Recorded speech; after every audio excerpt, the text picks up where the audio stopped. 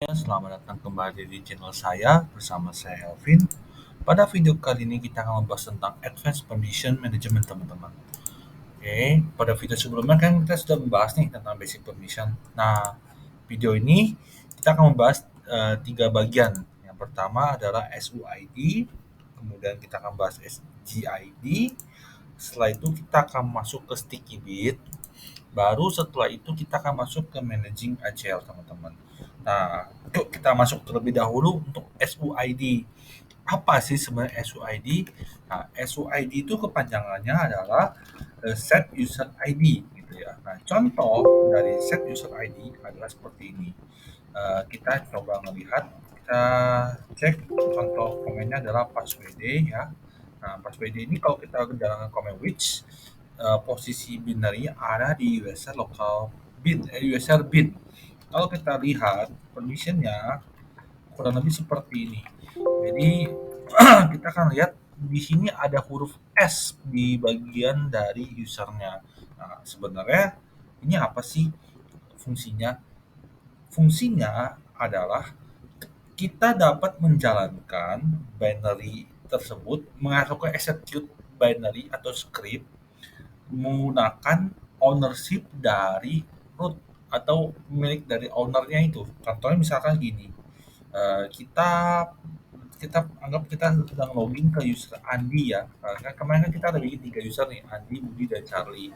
Nah, kalau kita menjalankan komen password, ini sebenarnya kita menjalankan binary password menggunakan ownership-nya root karena sebenarnya password ini adalah bawahnya root gitu ya teman-teman ya biar bisa paham ya. Nah, jadi sebenarnya fungsi seperti itu untuk set user ID. Nah, contoh lagi misalkan kita gini teman-teman. Eh, kalau saya menjalankan komen fdismin-l, kemudian saya menjalankan SDA, nah, fungsi fdismin-l ini adalah menampilkan partisi dari hard disk, partisi A gitu, SDA. Jadi kalau kita punya disk, anggaplah kita punya disk nih, dia mounting, kita anggap di SDA, kita menjalankan fdismin-l, kita adalah melihat partisi dalam hard disk ini gitu.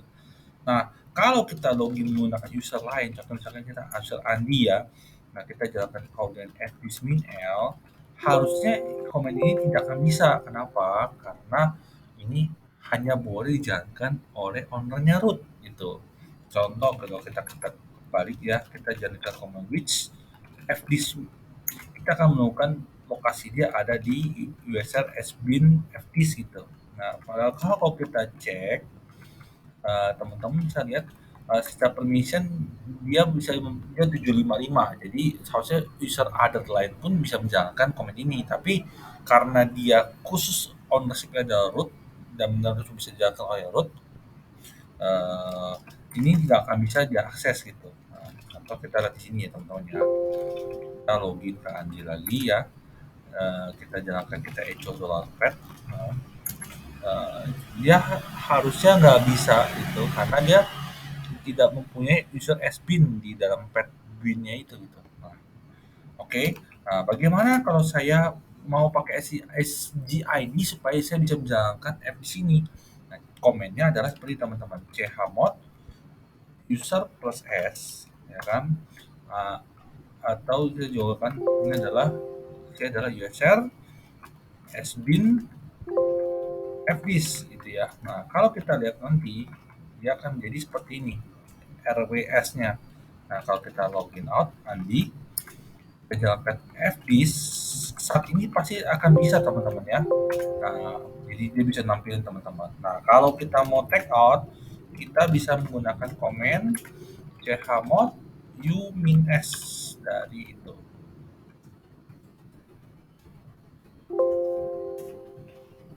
Kembali, jadi seperti itu teman-teman. Atau kita juga bisa menggunakan komen chmod 2 ya. Chmod 2. Apa-apa deh kita pakai user dia aja. Nah, kurang lebih seperti ini untuk SUID gitu ya. Nah, sebagai catatan tambahan, ketika kita menambahkan SUID, kita harus berhati-hati karena begini. Kan ini kan kita memberikan akses untuk user supaya menjalankan ownership-nya sebagai user lain.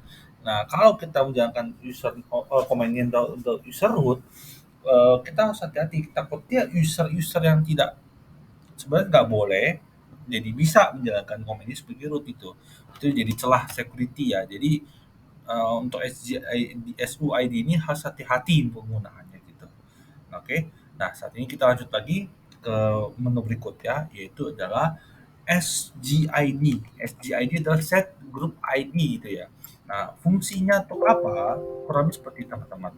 Nah, kita kemarin kita pernah bahas nih, saya pernah jelaskan bikin sampel. Kita punya tiga user ya, Andi, Budi, dan Charlie.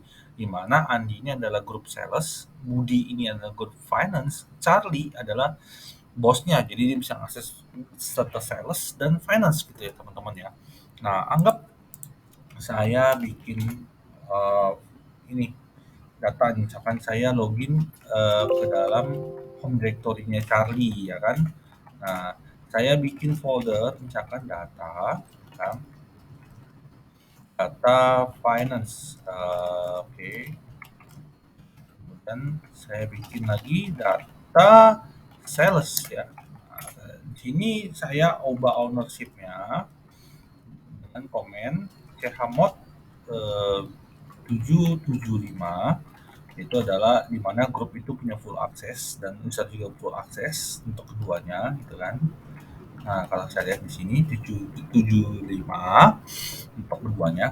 Kemudian saya akan ubah ownership-nya ya teman-teman ya. Nah, kemudian ownership-nya untuk finance di grup Charlie dan finance. Kemudian kalau CH on data sales untuk grup sales ya. Oke. Lihat fungsi seperti ini ya. Kalau saya login sebagai user Charlie, kemudian saya masuk ke data sales ya, saya create file misalkan data sales txt ya. Kalau saya lihat fungsinya akan ownership-nya akan menjadi Charlie dan Charlie teman-teman ya. Nah, kalau saya set seperti ini, sorry, saya mau ke atasnya lagi ke parent ya. Saya mau bikin supaya ketika saya klik file otomatis menjadi fungsinya adalah cari dan sales. Nah, cara seperti apa? Caranya adalah menggunakan chmod, kemudian grup plus s teman-teman, grup plus s terus nama directory-nya teman-teman ya. Mod grup plus s jadi data sales. Kalau kita lihat nanti dia jadi RWS ini teman-teman. Kalau saya create di data finance nanti, kalau saya bikin file nih ya, touch data finance.txt ya. Kalau saya lihat, nanti permissionnya akan berubah jadi cari dan finance teman-teman. Nah, dan kita datang ke sales lagi, kita create file, touch data sales 2.txt, jadi cari dan finance, cari dan sales, sorry. Nah, kurang lebih seperti itu teman-teman untuk komennya. Nah, contoh misalkan saya login lagi, saya login sebagai user Andi, ya kan? Saya masuk ke home Charlie, ya. Kemudian data sales, kemudian saya touch file, terus Andi txt. Akan permisinya menjadi Andi dan sales. Nah, fungsi SGID kurang lebih seperti ini teman-teman, ya.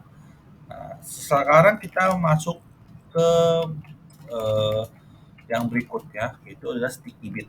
Nah, sticky bit, fungsi sticky bit adalah kita membuat permission di mana kalau ada user lain mendelete file, user ini tidak bisa melakukan delete file, hanya owner tertentu saja yang bisa mendelete file. Contoh misalkan saya punya data sales nih ya, misalkan anggap data sales nih. Nah, uh, ownership-nya adalah pemiliknya adalah Charlie dan grupnya adalah sales. Nah, saya pengen supaya file ini nggak bisa di-delete selain oleh user Charlie. Nah, caranya adalah seperti ini. Kita masuk ke pair-nya, kita tambahkan komen chmod, kemudian plus T, itu adalah menandakan dia adalah sticky bit ya, plus T. terus foldernya gitu. Biasanya sticky bit itu di-apply ke dalam foldernya.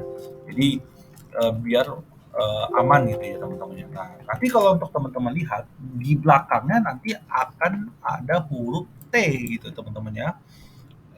Di belakang ada huruf T menandakan inilah sticky bit. Nah, contoh kita sekarang kita login sebagai Andi, ya kan? Kita masuk ke CD Home Charlie, kemudian data sales ya. Kan Andi bisa ngedit nih karena dia grup sales nih.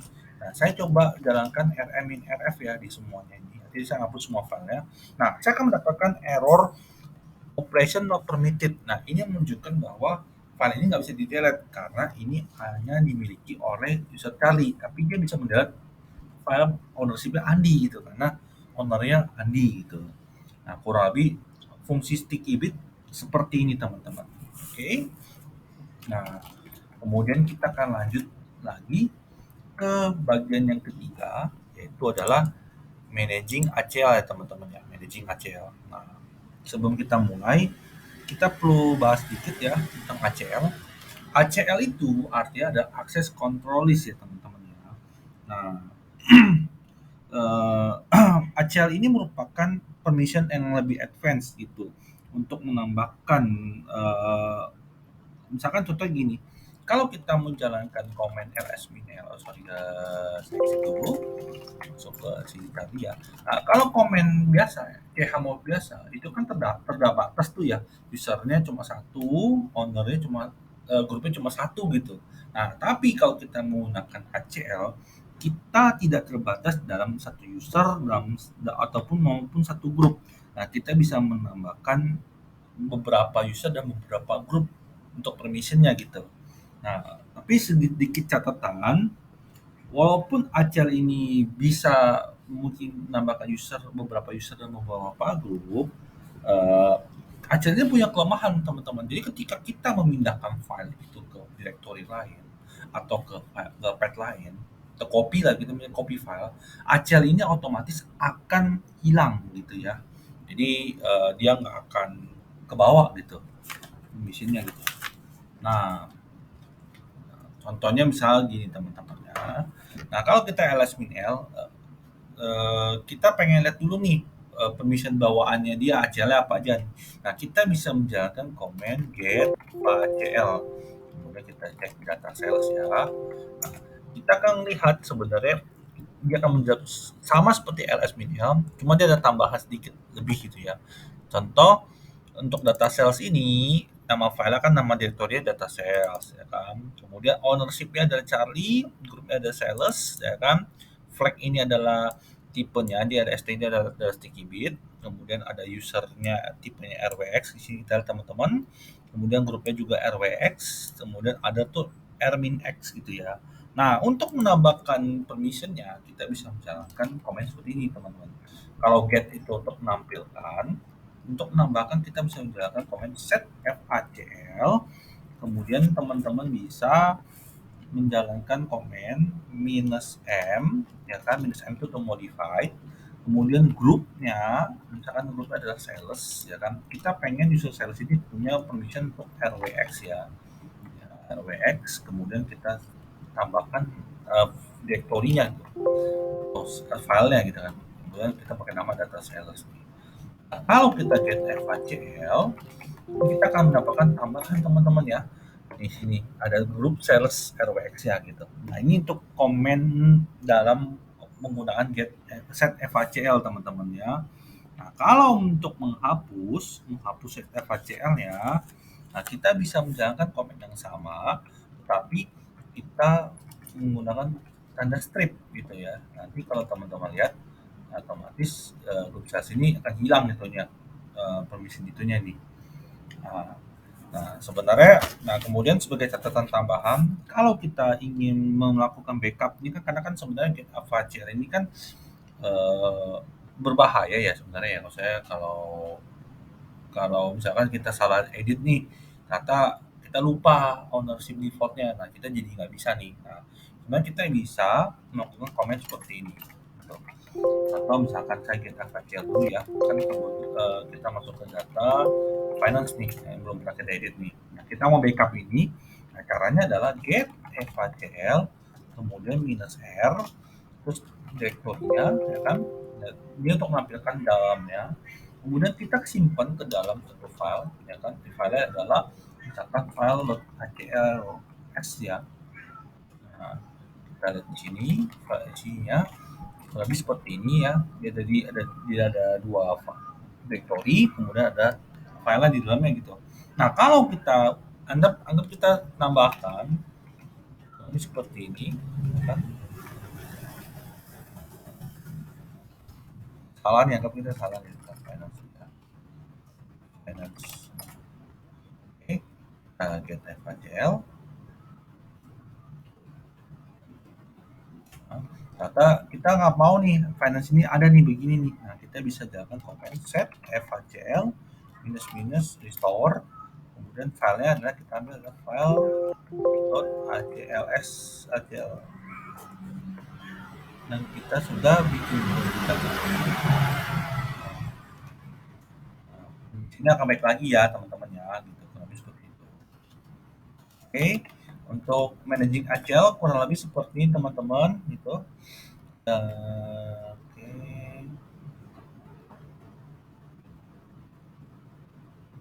Nah, ini untuk teman-teman kalau mau lihat lebih lanjut lagi parameter-parameternya, teman-teman bisa lihat di sini ya.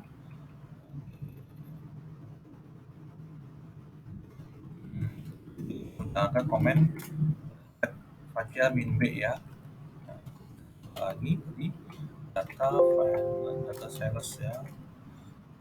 Set fajl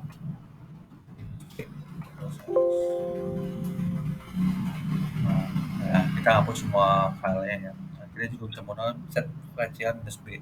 Nah, kurang lebih untuk managing ACL seperti ini teman-teman untuk penjelasannya. Nah, saat ini kita akan sedikit lagi menjelaskan satu lagi ya yang cukup penting, yaitu adalah Umax ya.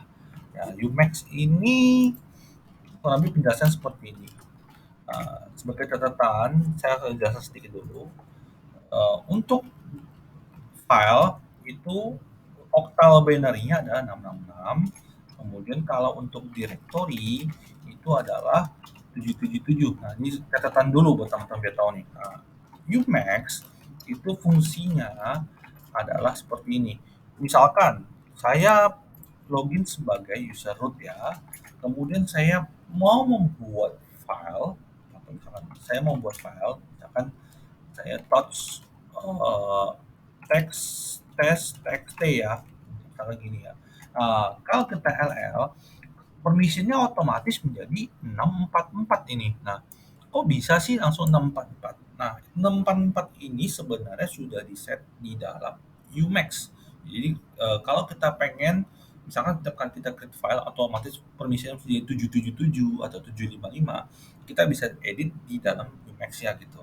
Nah, file konfigurasi ada di sini teman-teman. Di etc.profile ya. Di sini ada keterangan Umax ya ini teman-teman. Oh sorry, oh enggak ada di bus RC nih, bus RC. By default belum ada, tapi by default penjelasan begini. Kalau 644 kan 64, jadi misalnya gini, ketika saya set misalkan Umax ini kan bentuknya 3 digit ya, misalkan 022 biasanya Umax 022 kita bisa sih. Nah, ini teman-teman ketika saya ketik Umax saya adalah 022, yaitu penjelasannya seperti ini. 022 itu nanti akan dikurangkan seperti ini. Kalau dia file, kan file kan permisinya 666 gitu ya. 666 kalau dikurang menjadi 022 akan menjadi 644. Jadi permisinya akan menjadi RW RW RR ya gitu ya. Jadi gitu kurang lebih seperti itu. Kalau dia directory, dia akan menjadi seperti ini 022, yaitu adalah 755, yaitu adalah RWX RW sorry R R R X R step X. Nah, buktinya adalah seperti ini. Kalau saya bikin file Misalnya ya saya bikin file test folder test, eh, cek folder Max ya. Kalau saya LL, otomatis dia akan menjadi 755 ya teman-teman ya. Nah, sesuai kan? Nah, nah, untuk melakukan editnya, by default kita bisa set di role di etc profile. Ini kalau kita set di etc profile, dia akan apply ke semua user maupun root maupun user-user tertentu. Nah, kalau kita ingin mendefine hanya user-user tertentu, nah kita bisa define itu ke dalam bus RC, teman-teman. Nah, biasanya setiap bus RC ini kan profile ini kan ada di setiap user nih. Contoh misalkan user Andi itu ada di home Andi titik bus RC. Ya, kalau misalkan home-nya Charlie ya adalah home Charlie.busrc gitu. Nah, kemudian ada lagi, contoh kita masuk ke dalam usernya Andi ya, kita masuk ke user Andi, kemudian kita masuk ke home, kita edit di sini ya, busrc. Sorry kita cek dulu image ya, image-nya ada 022 ya kan. Nah, pembuktian adalah kalau saya bikin file tos file 1 txt ya, dia pasti akan formatnya adalah 644 gitu ya. Nah, kemudian kita clear sampelnya, clear folder 1 txt ya, folder 1 ya, rl dia akan menjadi 755 ya. Nah, kalau kita edit di sini bahasa RC, kemudian kita tambahkan di atas, misalkan saya mau set Umax-nya, contoh Umax. Nah, kita ingin membuat misalkan permissionnya adalah 755 untuk file, kemudian kita mau set untuk 777 untuk folder. Nah, stepnya adalah 755 file ya. Berarti kita harus set seperti ini.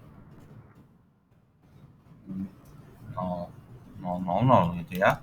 Umax 000, Umax 000, kalau misalkan set Umax 000, maka file akan menjadi 666-000 gitu. Itu adalah RW RW RW. Nah, kalau directory akan menjadi 777 strip 000 itu 7777. Kita akan coba ya teman-teman ya, kita set dari image 000 ya, dua enggak ya, kita save. Oke, kemudian kita harus exit terlebih dahulu untuk apply, kemudian kita login lagi Andi ya kan, jadi kita harus bikin login ke session baru ya. Nah, kita bikin file kedua itu touch file 2 txt, udah make clear folder 2 ya, rl. Nah, otomatis kita akan lihat di sini 777 nih teman-teman untuk folder 2, kemudian menjadi rw itu. Nah, untuk file dia tidak bisa 777 karena kenapa? Karena ya file itu adalah 666 gitu. Sintaks awalnya. Nah, kurang lebih seperti ini teman-teman untuk video kali ini. Terima kasih untuk waktunya. Sampai jumpa di video berikutnya lagi. Salam.